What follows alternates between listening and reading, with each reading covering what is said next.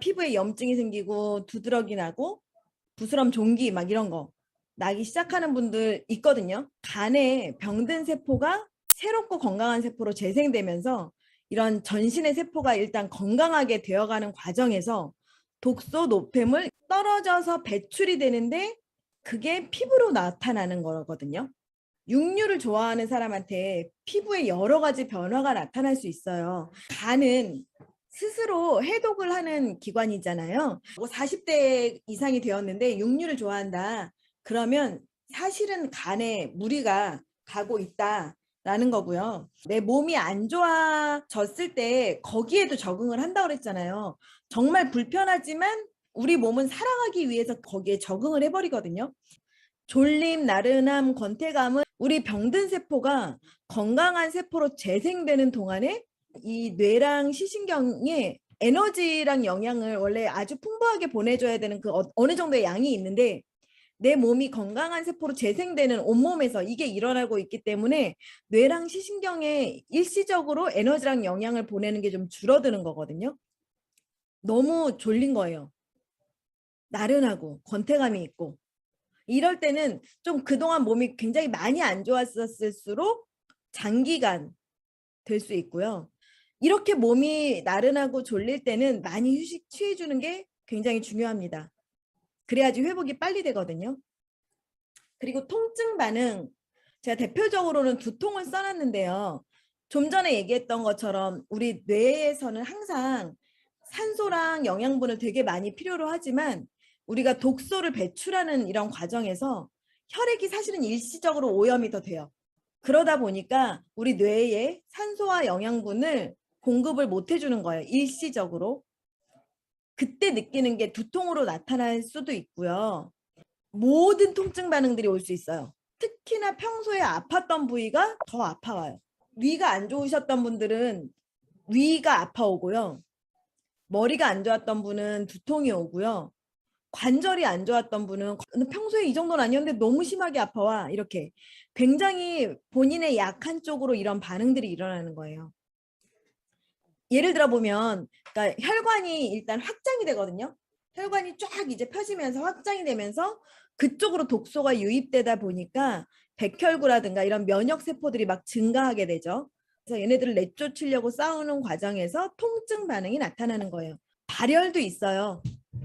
그동안 좀 일을 안 하고 있었던 백혈구 면역 세포가 다시금 막 활발해지고 건강해지면서 얘가 세균이랑 독소, 노폐물을 막 배출하고 제거하고 싸우죠. 그때 나타나는 반응이 발열이에요. 그리고 부종도 올 수 있습니다. 우리 몸에 있던 독소가 빠지는데 이런 체지방이 급격히 감소하거나 호르몬 대사에 이상이 있었던 것들이 회복되면서 신장에서 수분을 흡수하는 역할을 하죠. 신장이 수분을 흡수하는 기능이 그동안에 안 좋았던 게 좋아지면서 평소보다 많이 흡수하다 보니까 몸이 붓는 거예요. 일시적이에요, 이것도. 약을 먹을 정도는 아니지만 신장이 안 좋아졌던 분들 내지는 임파선 순환에 문제가 있었던 분들이 그쪽으로 독소가 배출되면서 그리고 기능이 좋아지면서 이렇게 일시적으로 부종이 나타날 수도 있어요. 변비는 왜 나타나는 걸까요? 우리 장에 그동안 많이 안 좋았던 것들이 그 장이 이렇게 육모처럼 생겼잖아요. 이 부분에 아주 그 숙변이나 이런 것들이 끼어 있거든요. 내보내야 되는데 그 사이사이에 껴있으면 발효되었겠죠. 썩어 있겠죠. 그 안에 화이버넷이 들어가서 그리고 우리 TR이 들어가서 그리고 그 TR에 있는 쉐이크에 이 TR에도 엄청 식이섬유가 많고 쉐이크에도 엄청 식이섬유가 많은데 이런 부분들이 들어가면서 식이섬유들이 쭉 이 안에 부패되었던 것들을 막 부풀려요. 얘네들이 좀 어느 정도 모이면 얘네들을 쫙 가지고 나오는데 모이는 데까지가 이제 변비인 거예요.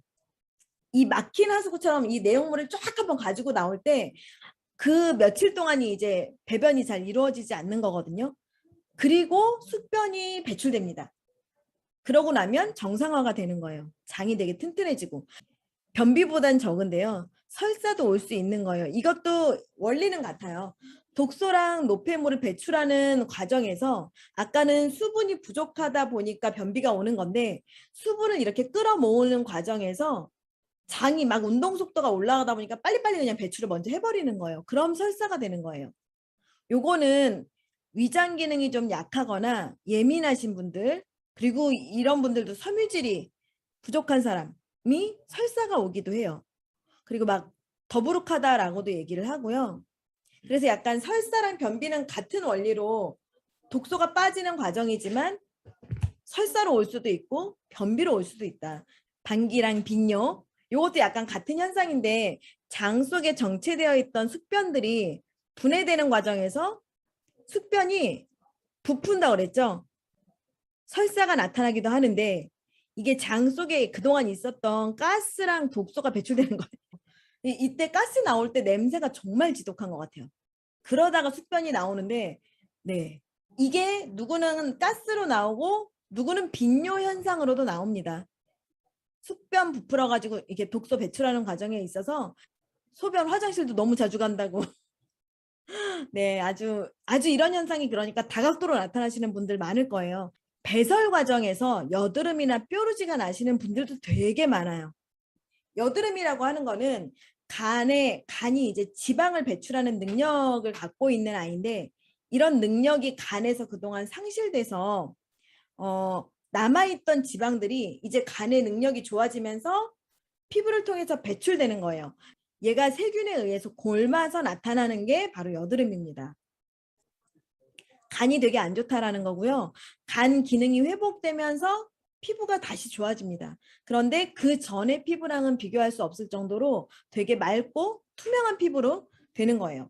그래서 이런 분들 되게 많아요. 기미, 주근깨, 검버섯 이런 것도 나타나는데요. 자외선 때문에 나타난다라는 거 많이 아시죠? 자외선이라는 이유도 있어요. 사실은 폐, 장, 간, 담 이런 우리 내장 기능이 저하되면서 병든 혈액, 병든 세포가 피부로 나타나는 게 기미, 주근깨, 검버섯이에요. 죽은 피부가 이렇게 피부 밖으로 밀리면서 일시적으로 각질이 심해지기도 합니다. 각질이 심해지기도 하고 이런 부분들이 올라오기도 하고 그런데 그러다가 좋아지는 거예요. 우리 얼굴빛이 변하면 좀 건강 장기가 안 좋다 이런 얘기들을 좀 많이 하잖아요. 실질적으로 암에 걸리시는 분들 보면 얼굴빛이 어느 기간 동안 좀 되게 안 좋아지거든요. 암뿐만 아니라 간도 안 좋으면 약간 얼굴이 어두워지고 그러잖아요. 그런 부분들이 바로 장 때문에 그런 거기 때문에 장기가 깨끗해지면 굉장히 피부가 투명해진다라는 거고요. 그리고 갈증. 너무너무 갈증이 난다라는 분들도 볼 수 있을 거예요. 장기들이 다시 기능이 회복되면서 이 독소 노폐물을 배출하는데 수분이 되게 많이 필요하거든요. 그러다 보니까 막 그게 갈증을 우리가 느껴지는 거예요. 실제로 이 입술이 굉장히 좀 그렇게 말라가시는 분들 되게 많이 있어요. 이거 하시면서. 우리가 늙고 병든다는 거는 세포가 수분 관리 능력이 떨어졌다라는 걸 의미를 하는데요. 유아세포는 수분을 포함하고 있는 게 90%예요. 그러다가 성인이 되면 이게 70% 정도로 떨어지거든요.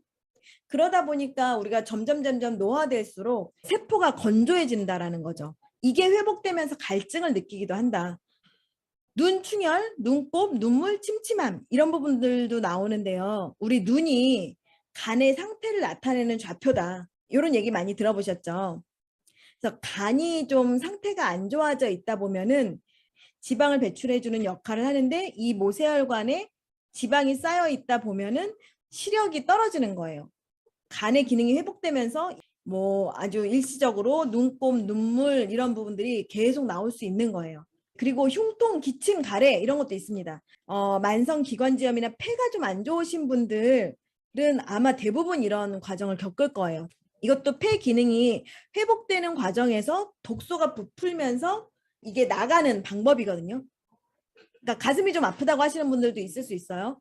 재채기, 가래, 뭐 각혈도 나타날 수 있습니다. 심할 때는. 이 피가 나오는 부분은 사실 좀 되게 무서워질 수 있는데 이렇게 나오는 경우도 있어요. 그만큼 안 좋았다라는 거고요. 좀 전에 얘기했던 각혈과 관련해서 출혈. 안 좋았던 약한 세포들이 모여있는 부위에 이 손상되었던 세포들이 회복되면서 그 미세한 혈액이 흘러나오는 거예요. 그게 뭐 치질 있었던 분들은 그 혹이 그 안에 있었다면 그런 부분이 배출되기도 하고요. 여성분들은 생리 과정에서 이렇게 정체되어 있던 사혈, 독소 이런 것들이 배출되기도 합니다. 대부분은 코 점막을 통해서 코피로 나오는 분들도 있어요. 그러니까 피가 난다고 해서 무서워할 수 있잖아요. 피나면 진짜 무서울 것 같죠. 그런데 자연스러운 과정이다라고 설명을 잘 해주시는 게 중요할 것 같아요. 네, 소변의 거품, 악취, 단백뇨, 혈뇨, 심한 경우에는 혈뇨까지도 나오는 거예요. 이렇게 당뇨병이 약간 있는 분들, 그러니까 그 경계선상에 있는 분들, 이런 분들이 특히나 더 이럴 수 있는데 췌장에서 인슐린 분비가 이제 회복이 되는 거예요. 그러니까 좋은 반응이라는 거예요. 회복되면서 그동안 세포 안에 쌓여 있었던 독소가 소변을 통해서 배출되는 거예요. 더 심한 분은 붉은 소변, 혈뇨가 나오기도 한다라는 거고요. 그리고 여성분들은 생리통이나 생리주기 이상 일시적으로 오실 수 있어요. 여성 호르몬 관련된 기관이 난소, 간, 신장 이런 부분인데 얘네들이 회복되면서 일시적으로 생리통이 생기기도 하고요. 주기가 틀어지기도 해요. 3주에 한 번씩 한다 아니면은 계속 한다 이런 분들이 있을 수 있는데요. 이럴 수 있다라는 거 알고 계시면 좋을 것 같고요.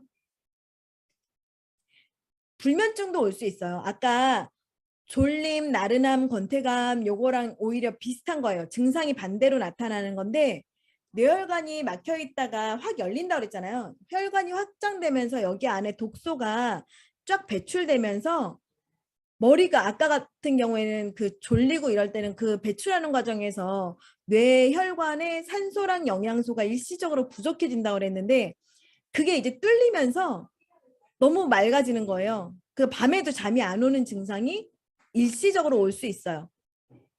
근데 요거보다는 아까 처음에 얘기했던 졸림, 나른함, 권태감이 더 많은 분들이 느끼는 거기는 하더라고요.